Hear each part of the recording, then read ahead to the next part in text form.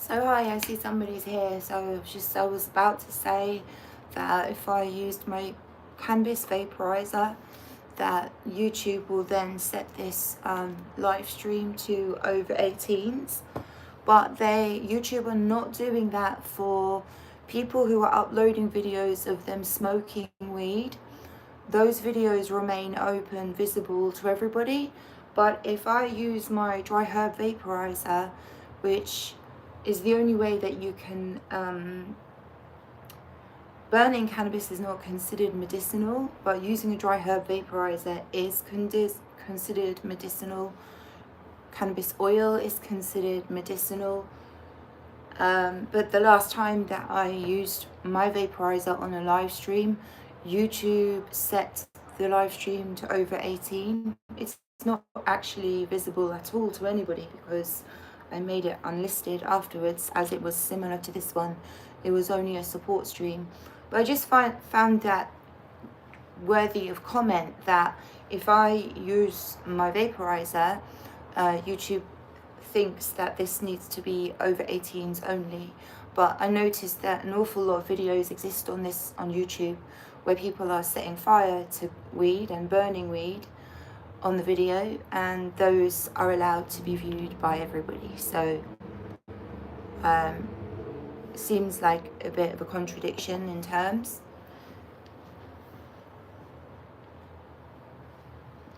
But then I might not use my vaporizer. To be honest, have very wet lungs, and so if I use the vaporizer, I'm very likely to just be coughing and spluttering, and I can do that anytime. I can do that off the stream. I don't need to do that on the stream.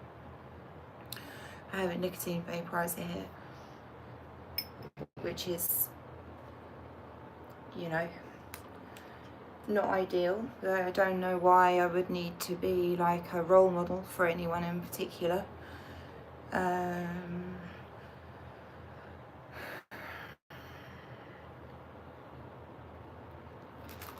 This is a cannabis vape, an electronic one. This is the package.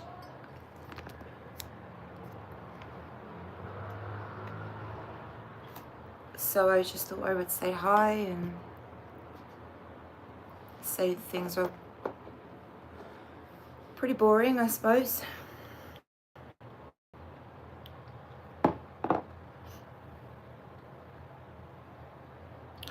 I've added to my substack. I would really appreciate if you're a subscriber to my YouTube that you would maybe find a minute to have a look at the article that I posted today called A Letter to My Surgeon.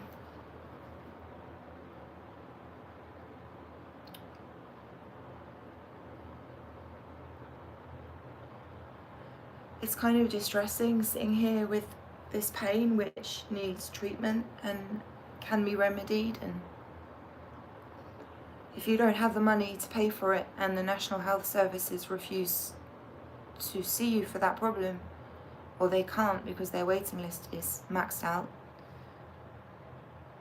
I just wonder how many other people found themselves in a similar situation to what I have, where I'm refused service and I haven't been able to pay for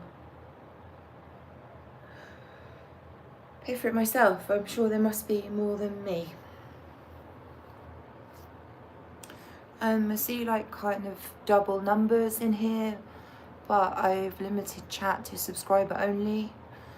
You have to be a subscriber for 10 minutes to chat, so I'm guessing just people being recommended my video and probably don't really know why.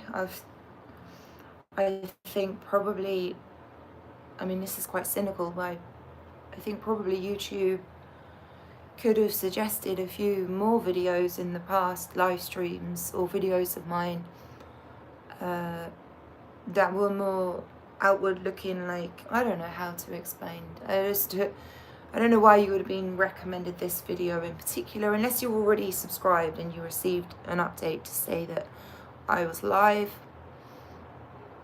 But a majority of my views anyway come from people who are not subscribed. I can see loads of hearts. I'm glad I allow reactions in here. Like, reactions are kind of, you know, like these live streams just don't exist without people contributing to chat and reactions. Generally, like, can be really lonely to live stream for even up to 10 minutes and have nobody there. That's nobody in the chat. That's no way of starting a live stream in particular, or having any way of making it continue. So I appreciate people being here and commenting, but I just feel like I've gone to a place like beyond words. Like, it's the reality of what's being done to me and the knowledge that this can be done to anybody. It's quite a lot, I suppose.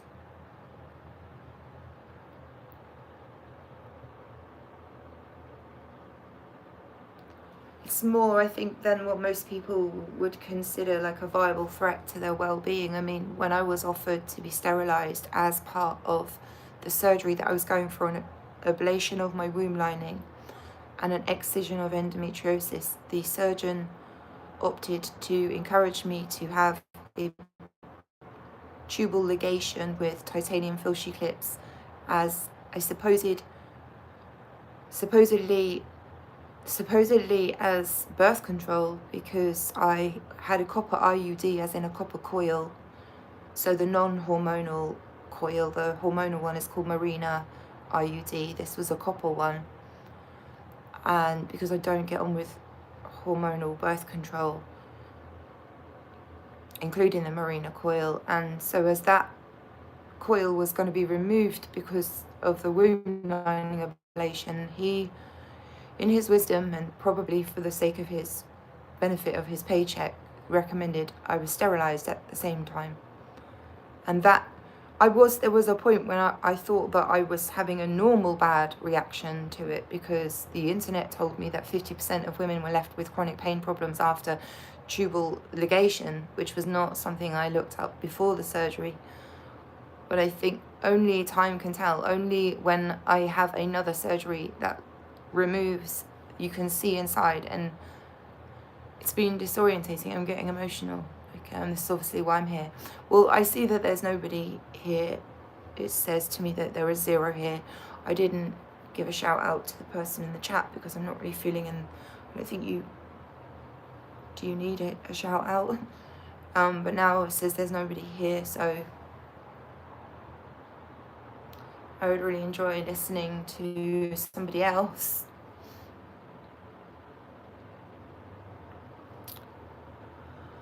I see maybe one person is here.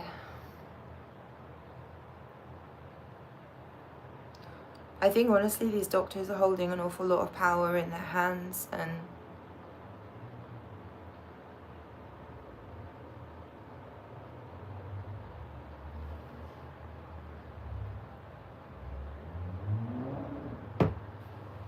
so on Tuesday, this Tuesday, I have a representative from a home buying company coming to hopefully offer me a bit more money than what I have been offered, which was a huge amount less than what I paid for my home, which I'm only selling to pay for medical care. It has been on the market loads of times since 2020 without any success. I now have a home buyer company looking to give me a huge amount less than what I paid. And so I'm in a weird place because of suddenly, like, well, nothing is signed, nothing is guaranteed, but suddenly I might be able to get this problem sorted, like, within a few weeks, because I'll get a deposit before the sale completes, and then I can get my surgery done, and only then will I be able to move home.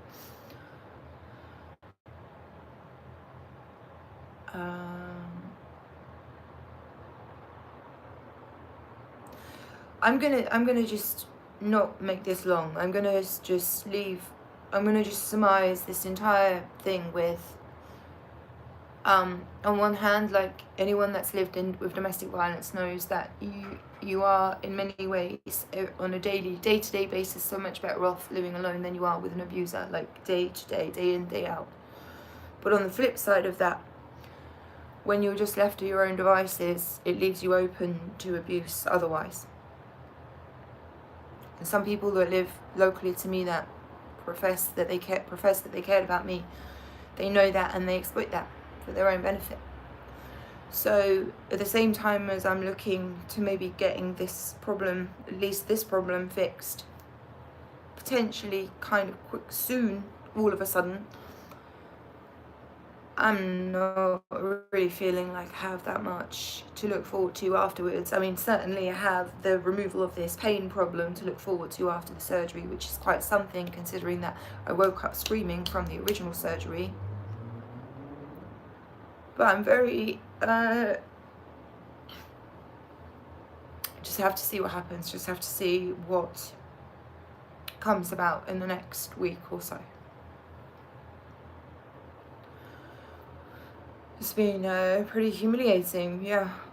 And I have a daughter that I don't know what's happening with her. I've seen my mum go through abuse for years and how she split her personality. I've seen it happen in myself with abusive relationships when I've been on the cusp of coming out of them. You have a persona who, I mean, you know what, all this knowledge is in the public domain anyway. It's just basically one part of you lives in denial and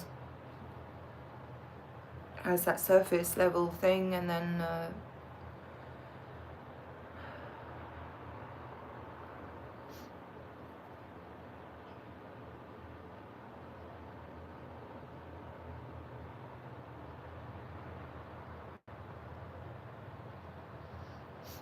I mean, to have people that live in this town, like, to know my circumstances, to have treated me the way that they've treated me, for their own gain as well.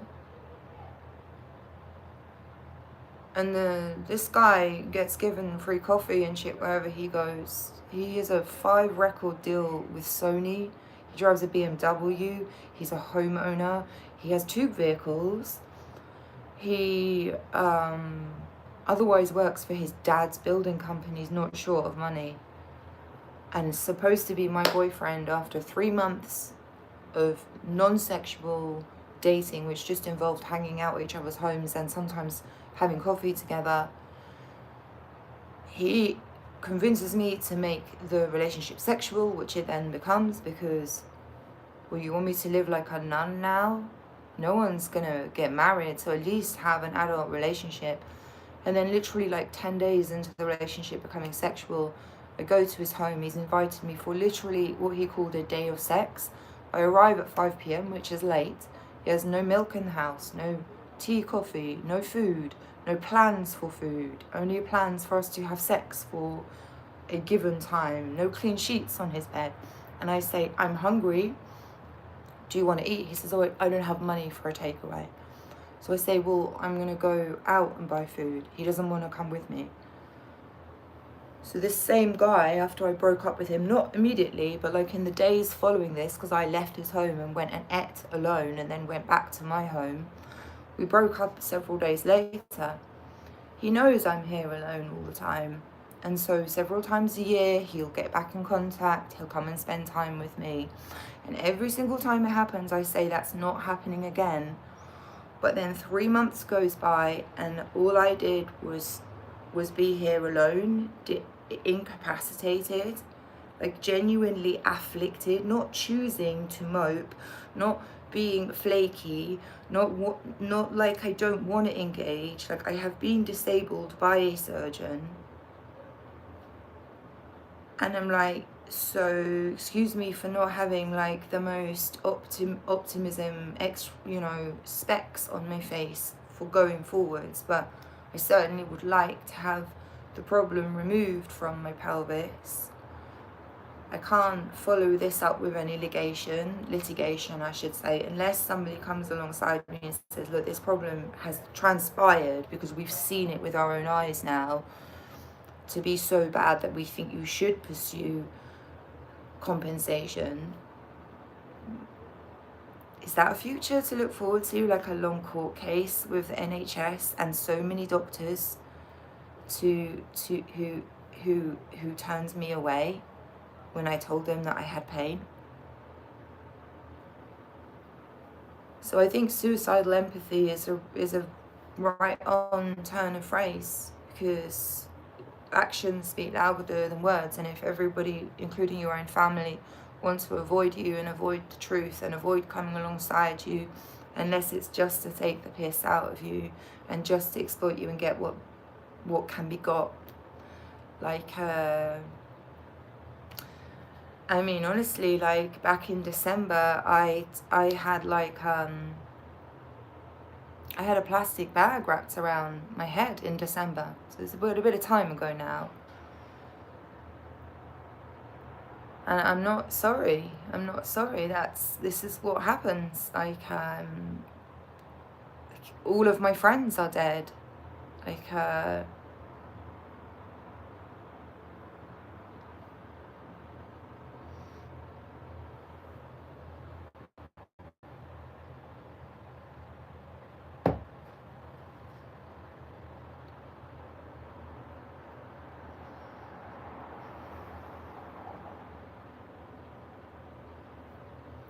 you know, this pain problem, on top of arthritis, on top of Ehlers-Danlos syndrome, these things were diagnosed. Ehlers-Danlos syndrome was diagnosed by a rheumatologist on examination. He also diagnosed me with sacroiliitis, but later that was described by an orthopedic surgeon in North Africa, so no, not in my NHS notes, as ankylosing spondylitis arthritis.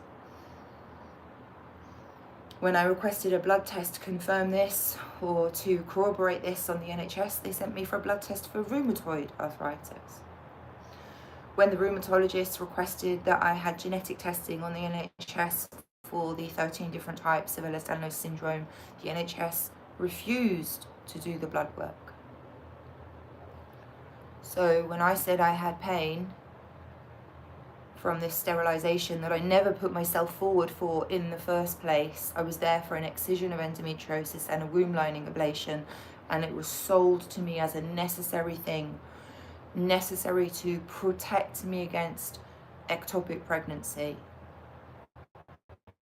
And I've had pain every day since. That also has not received due notice consideration.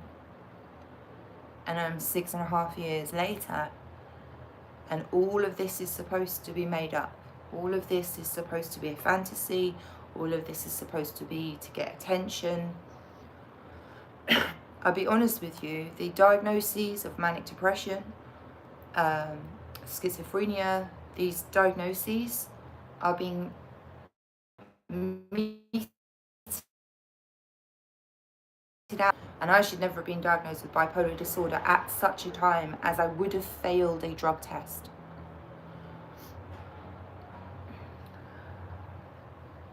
I was 17, 18. I'm feeling, distressed. Obviously these thoughts can spiral. Like, why is it that people are so keen to acknowledge a mental illness, and as if the name, to give a group of symptoms, a cluster of symptoms, a name to identify it as, is not the same as identifying cause, and the cause will be unique to the individual. The fact that people have been indoctrinated to believe so heavily in mental illness before considering the physical body politic, to me it makes no sense. I'm out here on the fringes of the fringes. And if I really went insane, like to the point of no return at the age of 17, what did God really look down on the world and thought, fuck you in particular? No, I think I was probably set up by my dad, who handled everything with the psychiatrists, because he suddenly realized that all those years of grooming and having sex with me when I was very young didn't work out quite how he wanted them to. How he wanted it to work out, I'm not really sure, and I'm not particularly interested. Now, he probably, hopefully, didn't have a long-term plan. It was just his short-term, immediate, novel experience. Maybe recommended to him at his local lodge, maybe influenced by Alfred Kinsey's writing. But whatever it was he thought was going to happen, from grooming and having sex with his daughter up until the age 10, you know, then he had to cover his tracks all the way along. I'm not in contact with my half-sisters, so I don't know if it happened to them. I don't trust either of my brothers, I'm not in contact with them. My mum is still being abused by the handler that's been in her life since my parents separated all those years ago, like 40 years ago, still with him. I think she also got hit in the head because many times she's not communicating great. And if you hit someone in the temples, I'm not recommending that you do this, I'm saying this is like a thing in medicine, in domestic violence.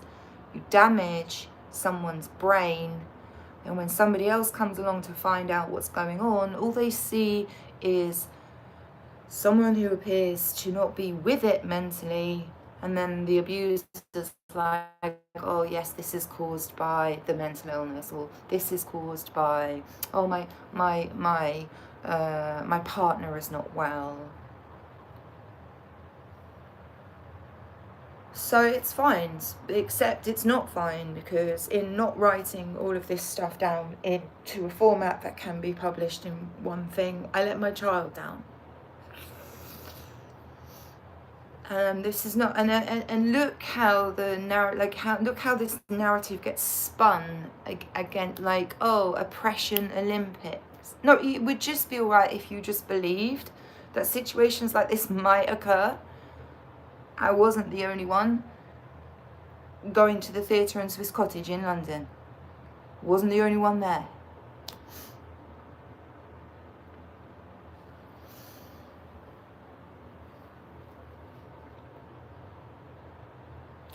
I think the long and the short of this, if on an Epstein tip, is nothing will happen about it justice-wise with regards to human trafficking and the US government, so long as Trump is the one who is managing things, because he's all over that. He's all over it. And depending on what news source you're most plugged into is going to give you like your general idea of how things are going on, until you look away from your phone and then just accept that away from the internet, this is how everybody is muddling along together. But you look back at the US side of things and the MAGA front, I don't think they're going to come back. Like, I don't, you know, he's the father of the vaccine. Doesn't he want a third term? He's like, you basically can't take him to court for any crimes now. He's like the king of the USA. And when anyone has spoken against Trump in relation to Epstein, trafficking, and other such heinous matters, people seem to think that like that's an attack on the government of the United States. And it's like, no, they were, by Jeffrey Epstein's own account, they were best friends, Trump and Epstein. So it's cool, and I understand, like, you care more about yourself and your immediate survival and your immediate friends and family than you do about some shit streamer online. It's just that if somebody somewhere wants to acknowledge like these circumstances are at least possible, even if you don't want to believe me, you know, But I'm not sure what can be believed online now, because if I Google post-tubal ligation syndrome after tubal ligation, to be told that 50% of women experience chronic pelvic pain, what if that was somebody else looking that up on some other phone? Or what if I'd looked up that statistic before the surgery? Would it have told me something completely different? But no, I've had an unusual reaction to these clips, and if it had not been so disabling, it would have got fixed sooner.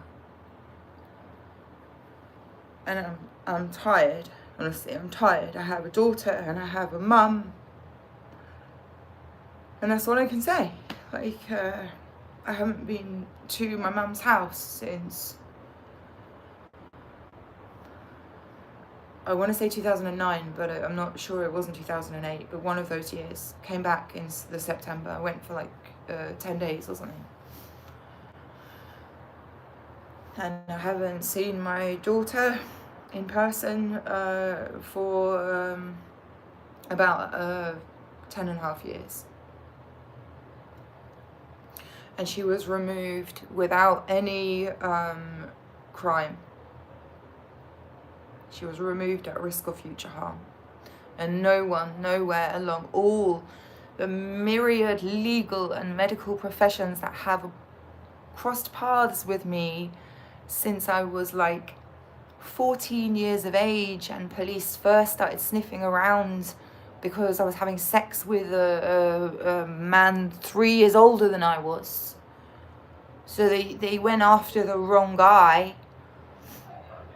All this time, nobody's acknowledged that I was sexually abused. Nobody's acknowledged that I had any domestic violence. Nobody's acknowledged that I have these medical problems. But God knows. You can't hide anything from God. The only thing that you could say would be hidden in that respect is He's gonna hide from you. He knows. He knows what's going on.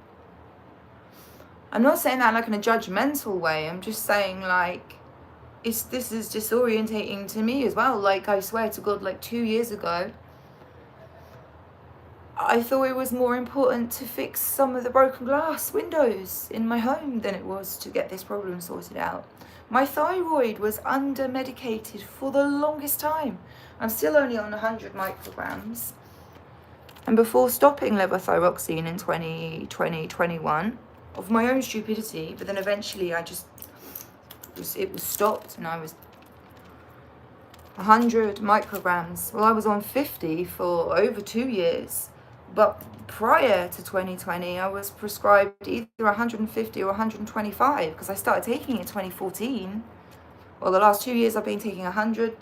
2 years before that, or it's not quite 2 years, is it? But I think it's like a year or maybe it's 2, taking 100. 2 years before that I was on 50. You know, like it's like my well-being is actually a joke to these people. And also these people, I mean like GPs and people whose starting salary is like 120,000 a year. They're not using the NHS. Clue. Like, they're paying for it. And even when I paid to be able to be seen immediately by a private GP and paid for a mucus sample, which told me and told the doctor that I had a type of pneumonia, bacterial pneumonia, that then required 3 courses of antibiotics and a course of steroids, even then the computer system recommended to my doctor an antibiotic that was contraindicated when taken alongside this drug, amisulpride. You're not going to take the drug that I took, the first antibiotic that I took, that was recommended by the system. I don't know why the system wouldn't have known that I take this drug, so I took them together.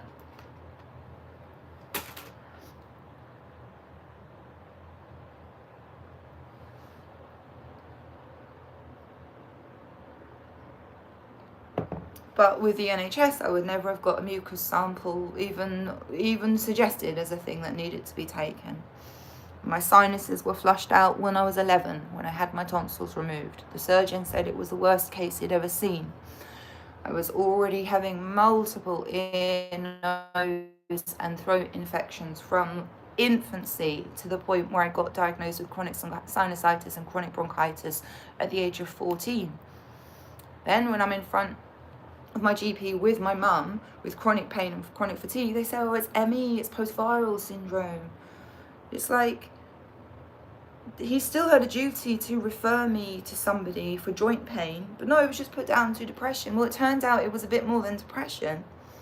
So when everybody else wants to look at everything through the lens of like mental fortitude, let me tell you, if you're not very well, if you think about the last time you were really not well, you can't tell me that you had full mental capacity at that time, because you naturally wouldn't have done. So it's like the cart before the horse. You want me to behave properly, do you? As if I'm not in pain. Like, not you personally, I mean,